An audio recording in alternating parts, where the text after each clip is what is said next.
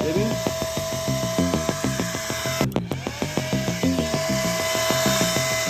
این اولین تلاش من برای ساخت بلوئره که بسیار موفق و توی این ویدیو قرار سعی کنم با استفاده از یه متد دیگه و یه روش دیگه یه بلوئر ساده‌تر، کوچیک‌تر، خفن‌تر و باحال‌تر درست کنم که کارایش خیلی از این بیشتر و باحال‌تر باشه. بفرمایید. خب منم میرزا مشغولم اونجا الکمکه و خوش اومدین به اولین ویدیوی پروژه توری ما توی کارگاه جدیدمون و قرار از این بعد دیگه اینجا ویدیو رو داشته باشیم. یه کارگاه بزرگتر، باحال‌تر، امکانات بیشتر و اصلا یه ایده‌ای دارم سرم که واقعا خفنه. ویدیوهای ساخت این کارگاه از اینکه اینجا چه جوری بود و چی کارش کردیم و چی کارش نکردیم و چیا گرفتیم و خلاصه همه اینا رو براتون ویدیو کردم آماده کردم. حالا یا قبل از این ویدیو آپلود شده یا بعد از این ویدیو براتون آپلود میشه. اونا رو یادتون نره اگه دوست داشتید برید ببینید که این کارگاه رو اصلا چه جوری ساختیمش. البته هنوز خیلی کار داره و قراره خیلی بهتر از این حرفا بشه. خب داستان از این قراره که همونجور که میدونید چند وقته نبودم تهران بودم و اونجا یه مغازه فنفروشی خیلی خفن و بزرگ و باحال دیدم و رفتم اونجا. یه دونه فن 4x4 12 ولت، حالا اینا براشلس میگفتن، جت فن میگفتن، چی بهش میگفتن، از اونها یه دونه گرفتم که خیلی هم خفن بود. اینجام تا صبح فن واجی. این فن نگاه کن سبزه، میبینی؟ اینم خیلی باحاله. یه دونه اینم خودم گرفتم، خیلی زور و دورش بالایه. بعد از اینکه اونو خریدم تلاش کردم همونجا تو تهران تو کارگاه آرکا براتون ویدیوشو درست کنم و یه بلوئر باحال در بیارم. اما چند تا مشکل جدی داشتم. 3 تا باتری لیتیومی کنار هم دیگه داخلش نمیره و باید یه خورده گشادتر باشه که لازم یک دونه‌شو گشاد کنیم. من اینو گرم میکنم، اینو میکنم تو این، بعد اینجوری گشاد میشه. باشه حالا اگه رفت یاده الان این کوچیک شد یا این بزرگ شد من نمیفهمم. این شد نتیجه اون حرارت ها و گشاد کردن ها که بالاخره 3 تا باتری رفت داخلش، اونم با دردسر. تازه باتریامو خلاصه هر جوری بود چپوندم داخل لوله پی وی سی 4 با حرارت و گشایش اون رفت و بالاخره کارم رو مینداخت و اوکی بود. قسمت بدنه باتری رو گذاشتم کنار و رفتم سراغ بدنه اصلی خود فن. تصمیم گرفتم که لوله 5 نخرم، برم همون فنو به چخ سگ بدم و به زور جاش کنم تو لوله. میخوام این فنی که داشتم 4 گوش بود، اینو لبه هاشو بزنم گردش کنم که بکنم داخل اینو. و اینم کارهایی که من انجام دادم با استفاده از فرز و دریل و سنباده و ارو، هر چی که فکر کنی افتادم به جونش تا بلکم این فن مستطیلی رو بتونم لبه های اضافهشو بزنم و گردش کنم و به زور بکنمش داخل لوله پی وی سی 4 با حرارت، که پروژه کاملا با شکست مواجه شد. اما هنوز داستان داره. گفتم لوله پی وی سی که با شکست مواجه شد، بذار بریم سمت یه متد دیگه. استوری گذاشتم براتون، گفتم راهکارهای پیشنهادیتون بنویسید و خیلی نوشته بودین 3D پرینت. با پارسا تماس گرفتم و مانیتورش استریم کرد روی مانیتور من و شروع کرد به طراحی من داخل یه نرم افزار 3D دیزاین. و اینجوری بودم که ببین خب اگه قرار این شکلی بشه که خب با لوله پی وی سی درست میکنمش دیگه، چه کاریه. پس پا شدم رفتم یه دونه تاسیساتی لوله دارن اونجا، لوله پی وی سی 5 بار پیدا شد. من اینو گرفتم. این سراحی عجب چیز کره ایه. یه مدل سراحی دیگه دیده بودم اونا خیلی ضخیم بود، ولی این واقعا خوش دست و کوچکه. 100 احتمالاً از این استفاده می‌کنیم. اصلا کار در اومد. ببین خیلی خوبه. آخه من سراحیشو تو تهران دیده بودم، این شکلی نبود، یه چیز خیلی گنده و 45 اصلا خیلی بزرگ میشه، ولی این خیلی اوکی و مناسبه. این فن من اینا با هم دیگه چسبیده بودن و جدا شدن. سیماش هم خیلی زیاده و 2 تا تغذیه بیشتر نداره. 12 ولت دی سی میگیره. ببین این مثبتشه این منفیشه. یه تست هم براتون بگیرم. صداش هم یه خورده واقعا خفنه، یعنی قدرتش هم شما ببین. این هم لوله پی وی سی 5 سانتی که من گرفتم و با این تبدیل سراحیش که قرار از اینا واسه متریال بدن استفاده کنیم. من میخوام هوا رو از این ور بکشه و از این ور بده بیرون. خب این فن کوچیکه میشه سمت خروجی هوا، دمندش میشه از این ور به این ور. پس من باید اینو به این شکل بدم بره این تو، سیماشم از این پایین در بیاد. طبیعتا اول این یکی رو وارد میکنم، بعد سیما رو رد میکنم و بعد فن دومش رو رد میکنم. این فن اوله، سیماشم از این ور رد میکنم، اینم از فن دوم، این از این ور، اینم از این ور، اینم از وسط که فنا چفت هم دیگه قرار گرفتن و سیما اومدن پایین. بریم سراغ مرحله بعدی. یه دونه تست هم ازش بگیرم. قسمت دمنده و بدنه اون قسمت که اوکی، حالا باید بریم سراغ تغذیه داستان و باتریاش. این فن 12 ولتیه، پس من از 3 تا باتری ایج 650 3.7 ولت استفاده میکنم که جمعا میشه 11 و چون باتری جریان بهتری میده یه خورده سرعت اینا میتونه بیشتر هم باشه. باتری های لیتیوم رو همینجوری نمیتونم بزنم، من به یه مدار شارژ نیاز دارم که هم بتونم باتریامو شارژ کنم به صورت استاندارد و هم ازش خروجی بگیرم که اگه یه وقتی اتصالی رخ داد یا جریان بیش از حدی کشیده شد هم از باتریام محافظت بشه، هم از فنم، و هم این که اصلا باتری رو بدون محافظ شارژ نباید استفاده کرد، چون باتری لیتیومی اگه بیش از حد بهش ولتاژ برسه و بیش از اندازه شارژ بشه منفجر میشه و این خیلی مهمه. حالا باید از مدار شارژ 3 سل استفاده کنم چون 3 تا سلول باتری دارم و یه مدار شارژ 3 سل میخوام. اسپیکر وایبریشن رو از یه دونه همین سیستم استفاده کردم، از سیستم تغذیه که این مدار اونه که هم باتریاشو وصل کردم هم ماژول شارژش اوکیه. حالا ببینم اگر که میشه کلا از این استفاده کنم، از این باتریا ولتاژش یه تستی بگیرم اینم اوکیه. ولتاژی که دارم میگیرم 11 و 20 و این یعنی که اوکی با این مدت زمانی که اون پایین بوده و کلا کارگاه جمع بوده و اینا ولتاژش رو حفظ کرده، یعنی هم ماژول شارژم اوکیه هم باتریام. پس من به جای این سه تا از همین استفاده میکنم که پکیج آماده است. سیم کشیش هم یه نکته بسیار مهم داره. این ماژول سیم کشیش یه حالت خاصی داره که حالا نقشه‌اش روی صفحه براتون میذارم، اگرم خواستید تو کامنت ها برام بنویسید، داخل کانال تلگرام براتون بذارم که حتما باید اینجوری باتریا رو بهش سیم کشی کرد. و این نکته اگه بخوام بهتون بگم که کارتون هم اینجا هم جاهای دیگه راه بندازه در رابطه با کار کردن با این ماژول، اونم اینه که ولتاژ هر سه تا باتریتون باید توی یه لول باشه و اگه یه دونه از اونها ولتاژش مثلا 2 ولت پایین‌تر باشه کلا ماژول کار نمیکنه، ولتاژ میده و وقتی جریان میکشی قطع میکنه و شارژ هم نمیشه و این نکته بسیار مهمیه که خیلی کارتون رو میندازه.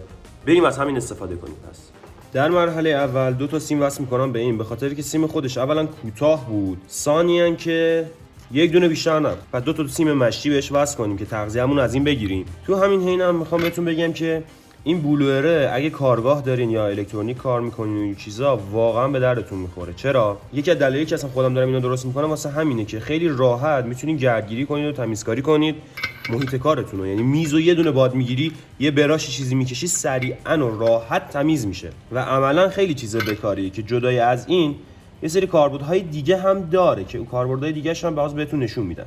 یه چیز دیگه هم که الان یادم اومد، از هر کدوم از خروجیاش با 2 تا سیم لحیم کنیم. در واقع یک دونه قرار وصل بشه به تغذیه ورودی، یک دونش قرار بشه ولتاژ ورودی داستان و مدار ما. من این سیمامو دو سرشو میندازم رو هم دیگه، این از 2 تا سیم مثبتم، این هم از 2 تا سیم منفی. فقط یه چیزی که بگم اینه که من وارنیش باتری خریدم تهران و جا گذاشتم، وگرنه از اون استفاده می‌کردیم خیلی حرفه‌ای خوشگل‌تر می‌شد. اینم از اینو. بریم سراغ کارهای دیگه. 2 تا دیگه چیزایی که لازم داریم واسه ساخت این پروژه، یه دونش میشه سوکت تغذیه و یه دونش هم میشه کلید شاسی. حالا من می‌خوام از چی استفاده کنم؟ این یکی از کلیدایی که میتونیم استفاده کنیم که جوابم واسه ورژن قبلی از این استفاده کردم. اما واسه این یکی من تصمیم دارم از یک کلید کوچیک و ظریف استفاده کنم که میتونم از این راکر هم استفاده کنم، اما تصمیم من اینه به خاطر که فشاریه و میشه یه جوری در آوردش که ترتمیزتر در بیاد. حالا بریم سراغ قسمت بدنه پایینی که قرار باتری و این کلید و اینا توش قرار بگیره. اینو جا میزنم ببینم تا کجا میاد، چون یه حد فاصله میره داخل این. میگیم اگه کلیدمو مثلا بخوام اینجا قرار بدم، باتریام هم بخواد اینجا باشه، توی حالت استاندارد مثلا انقدر کافیه. حالا دستام میگیرم میگم بله انقدر کافیه، یعنی جا دستم داره، همه چیش اوکیه. همینو دور تا دورش علامت میزنیم میبینیم برای هر.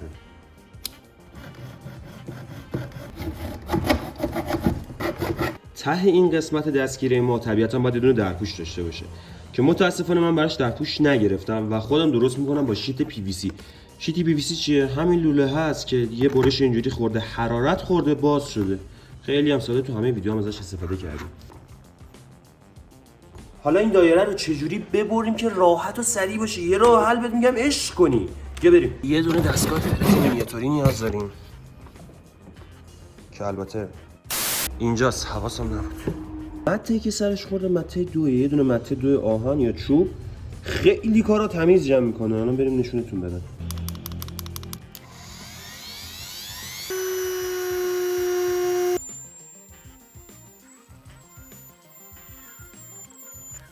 خب اینم از گردالویی که آماده کردم واسه این ته‌پوش داستان. اینو اجازه دادم یه نقطه حدودی واسه این در نظر بگیرم که مکانش مناسب باشه. این مثلا اینجا میتونه جاش مناسب باشه واسه همین. این میشه واسه این کلید اینجا. روی اینم باید یه دونه سوکت در بیاریم واسه این. اینجا رو علامت میزنم و بریم اینو در بیاریم و دیگه بریم تو کار اسمبلینگ داستان. خب مولتیمتر رو روی حالت بازر میذارم که اینا با هم دیگه بوق بزنن. پایه های این کلیدمو پیدا میکنم. این پایه به این پایه وصل میشه و وقتی که دوباره فشارش میدم، این پای به این پای قطع میشه و این دوتا به هم وصل میشه. پس من این دوتای داخلی رو نیاز دارم، باقی رو همه رو قطع میکنم. اینم از این. حالا سوکت تغذیه اونجا میزنم، واشرشو میذارم و میبندمش. واسه کلیدم هم یک دونه از سیمای مثبت حالا یا منفی فرقی نمیکنه برمیدارم و اینو بین راهش قرار میدم. یعنی چی؟ یعنی اینو از اینجاها قطع میکنم. کلیدم الان آماده شده و توی این مرحله باید اینو بدم بره این داخل. یه خوردم حتی میشه بدیم بری بالا. این قطع شد، کنسل. اینم کلیده که رفته اینجا، از این برم اوکی و مشکلی نداره، قشنگ کار میکنه. اینو یه چسب بزنم اینجا واسه و باقی سیم کشیدم. این اینجا ثابت شد، یه خورده محکم ترش کنم دیگه کار در اومده است. باتریا اوکی ان، کلیدم که اوکیه، ولتاژ سر اینم گرفتم قبل از اینکه بخوام ببندم که وقتی کلیدو فشار میدم اینها ولتاژ میدن یا نه که اوکی بودن. الان تنها کاری که لازمه بکنم اینه که یه خورده چسب بزنم که باتری هام ثابت وایسن و تلک تلک نکنن و جابجا نشن، چون این جابجا شدنشون باعث میشه سیما کنده بشن و مشکل به وجود بیاد. ولی با چسب 1 2 3 این کارو نمیکنم چون که خیلی محکم میچسبه و اصلا اگه بعدم بخوام نمیتونم جداش کنم. به خاطر همین با چسب حرارتی شروع میکنم به یه خورده فقط اینا رو بچسبونم که به اطراف لوله که ثابت بشن. یه دونه منفی از سر ماژول شارژ اومده بالا، یه دونه مثبت هم رفته تو کلید اومده بالا. یک جفت از همین سیما از سر ماژول شارژ اومده پایین. اینم قراره وصل بشه به مثبت و منفی سوکت تغذیه که روی این ته پوشه. اینم از سوکت تموم، فعلا نمیچسبونمش. یک نکته مهم بگم، بین هر مرحله‌ای که انجام میدین اگه یک ذره هم شک کردین یه تستی بگیرین که ببینین درست انجام دادین. مثالش هم الان بهت نشون میدم. مثلا من الان از این سوکت استفاده کردم، این دسته دوم بود، قبلا استفادهش کرده بودم و منفیشو که وصل کردم تست که گرفتم دیدم قطعه. بعد متوجه شدم که این پایه خرابه، باید به این یکی وصل کنم. ببین خیلی ملو این لبه ها رو یه چسبی میزنم به صورت شهشهانی و ململانی، یعنی یه چسب خیلی رمانتیک و ملو. بعد از اینکه چسبو زدم دوباره با استفاده از فرز و سنباده این لبه ها رو اینجوری میبینین، اینا رو سعی میکنم تمیز در بیارم.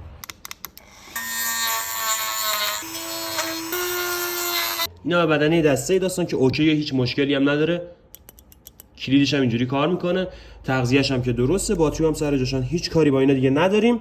بریم سراغ این قسمت. سیمای اضافی رو کلا کاری ندارم، تغذیه مثبت و منفی رو میخوام. تموم. اینم که وصل کرده بودم واسه به این کلیده واسه تست بوده. اینا رو این شکلی جدا میکنم، سیمای اضافی رو کوتاه میکنم. الان فقط کافیه این دوتا وصل شه به این دوتا، اما لحیمشون نمیکنم به هم دیگه. یا از ترمینال استفاده میکنم یا از این نوع ترمینال استفاده میکنم. اینو وصل میکنم به اینا لحیم میکنم، مثلا بهشون وارنیش میزنم. این دوتا رو پیچ میکنم. چرا؟ به خاطر اینکه اگه یه وقتی بخوام بازش کنم اینو که در بیارم باید لحیم کاری کنم، ولی وقتی اینجوری باشه کافیه بازش کنم، پیچا رو باز کنم و قسمت بالایی از پایینی جدا میشه و هر کاری داشته باشم میتونم انجام بدم. که من از همین استفاده میکنم که یه خورده ظریف‌تره. دوباره واسه انجام دادن این داستان این دوتا سیما رو هم اندازه میکنم. اینم از این. حالا وارنیشاشو یه حرارتی بدم که خودشونو جمع کنن و دیگه تقریبا شده گفت کار به آخرش رسیده. اینم از سوکتام، هیچ اتصالی هم نخواهم داشت اینجوری. اینو میدم داخل و کارو جا میزنم. جایی که میخوام قرار بگیره رو مشخص میکنم، مثلا میخوام اینجا باشه. حالا یه سوراخ اینور یه سوراخ اینور، دو تا پیچم میزنم که این دیگه در نیاد از سرش رو حسابی محکم باشه. اینم 4 تا پیچ یک دست.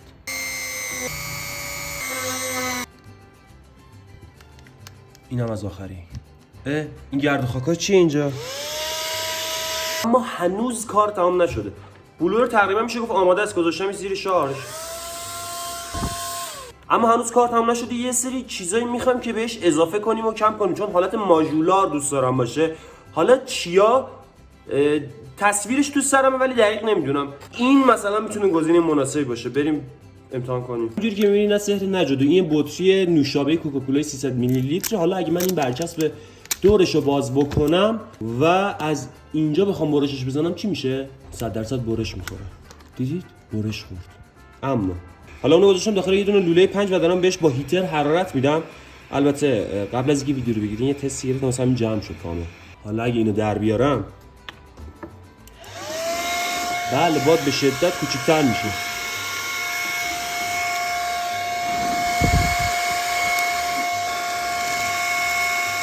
ایده باحالی بود نه؟ حالا یه چیز دیگه هم تو سرم دارم، بریم اونم پیاده کنه ببینیم جواب میده یا نه. راستی ویدیو رو لایک کردی؟ چنل رو ساب کردی؟ یه کامنت باحال برام گذاشتی یا نه؟ بذار دیگه. بریم. اینو من جدا میکنم میذارمش کنار. این ور داستان یه لوله 5 هم میخوره، یعنی از همین لوله خب و صفر میشه. حالا اگه من اینو مثلا از اینجاها ببرم چه اتفاقی میفته؟ علامت میزنیم و بعد برشکاری. اینو بریدم، این ورش هم 2-3 لایه چسب زدم که وقتی میکنمش داخل ته اون داستان کیپ‌تر بشه. خب حالا به یه چیزی به اسم لایه نیاز دارم. لایه رو پارچه فروشی و خرازیه که مثلا دکمه و چیزا رو دارن، اسمش نمیدونم چی یالات میگن، اونا رو دارن، اونها لایه دارن، لایه 1 میلیمتری مثلا نازکه، مثل فیلتر عمل میکنه. اینجا در دسترس ندارم، از این پارچه استفاده میکنم که خیلی نازکه، چون مهمه که نازک باشه. پارچه‌مو بدین گونه اینجا پهن میکنم، چسبو باز میکنم، دوباره ناز دور تا دور اینو یک چسبی میزنیم، این دفعه خورده ضخیم‌تر میزنیم. اینو میذارم اینجا، فقط امیدوارم به میزم نچسبیده باشه، متاسفانه چسبیده. این تا اینجا. حالا کاتر رو برمیدارم، خیلی ظریف اضافه پارچه رو میبرم، اضافاتش هم با فندک یه خورده برسم به حالش. الان دیگه همه چی آماده است، فقط میخوایم بریم تستاشو بگیریم و نشون بدم که چه قدرتایی داره. خوشت اومد یا نه؟ لایک کن، کامنت هم بذار، بریم ببینیم اینو برای چی ساختیم. اینو که اوکی بودی باش دیگه، اینم که ساختیم دیگه.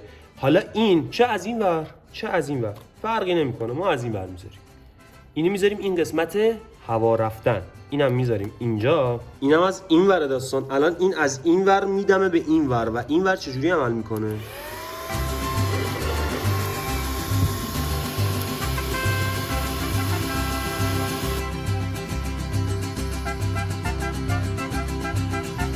چطورم؟ نظرتو نگفتی؟ نظرته یا چی؟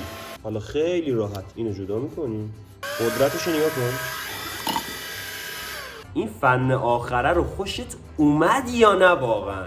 ایشون هم که معرف حضورتون هست پرقدرت. حالا بریم سراغ کارایای این. راست اینم درشو میشه بس که آشغالا نریزه.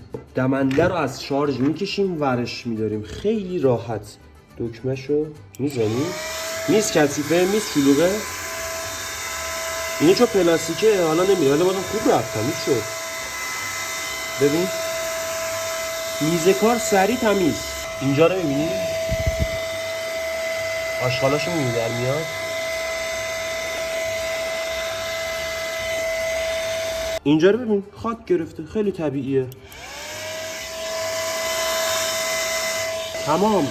حالا این تنهاست، درستش اینه که این که دستته یه دونه براش چرتکی مثلا از این براشای آرایشی چیزی میگیری این دست دیگه‌ت، با این باد میگیری، با اینم چرتکی میکشی، تمام خاک روی اینا بلند میشه، تر و تمیز میشه. میز کارگاه من زیاد میزم شلوغ میشه، این واقعا به کارم میاد. با یه دونه کلیپ سریع اینجوری تمیز میشه میره. دیگه اکثرا 100% خیلی پیش اومده که مثلا روی میزتون شما چی نیاز داشتید که یه چوبی سوراخ کنید یا یه چوبی اره کنید یا مثلا سنباده بزنید. ببین زیاد تفاوتی نداره، میز کار داشته باشی این شلوغ کاریا رو داری، یا از این قسمت جاروش استفاده میکنی که قدرتش نسبتا کمتره چون این برای دمندگی ساخته شده، یا با سری یا بدون سری فرقی نمیکنه. ببین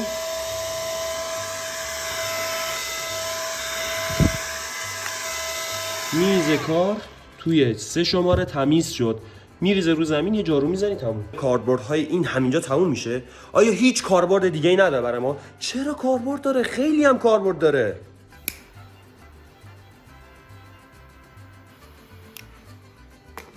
باهاش میشه زغال سرخ کرد، به همین سادگی. کیفیت زغال رو ببین. میخواستم مثلا یه رنگی، یه استیکری چیزی، ولی واقعا ترکیب برنده است و هیچ نیازی به هیچ چیزی نداره و همین کافیه. حتی این دکمهش، این با این سته، مثلا یه درپوشی دکمه چیزی میذاشتم رو نمیخواد. خب فرمول برنده رو دست بهش نزن. اینم از این. خب اینم از ساخت این پروژه بلوئر خفن و باحال شارژی که واقعا به درد میخوره. یعنی این از اون پروژه‌ای که من اینو ساختم که خودم ازش استفاده کنم توی گردگیری و تمیز کردن میز کارگاه، اینا خیلی سرعت کارو میبره بالا. یه باد میگیری، بعدش هم کفای جارو میزنی، تمام.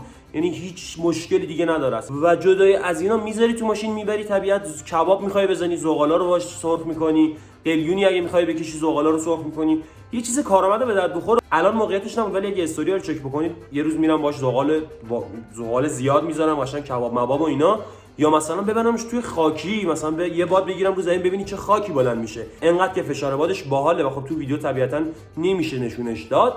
دمتون گرم که تا اینجا ویدیو تماشا کردین. اگر تا اینجا ویدیو اومدین خیلی دوستتون دارم، تو کامنت ها بگید که تا اینجا اومدید. دیگه چیزی نمیمونه، ویدیو کارگاه رو نگاه کنید، ویدیو بعدی رو نگاه کنید، ویدیو قبلی رو نگاه کنید، کامنت بذارید، حمایت کنید، لایک کنید، ویدیو کانال رو به دوستاتون معرفی کنید، بگید ویدیو رو ببینن اگه دوست داشتن. دیگه پر حرفی نمی‌کنم، دمتون خیلی گرم، مخلص تک تکتون، قربان شما، خداحافظ.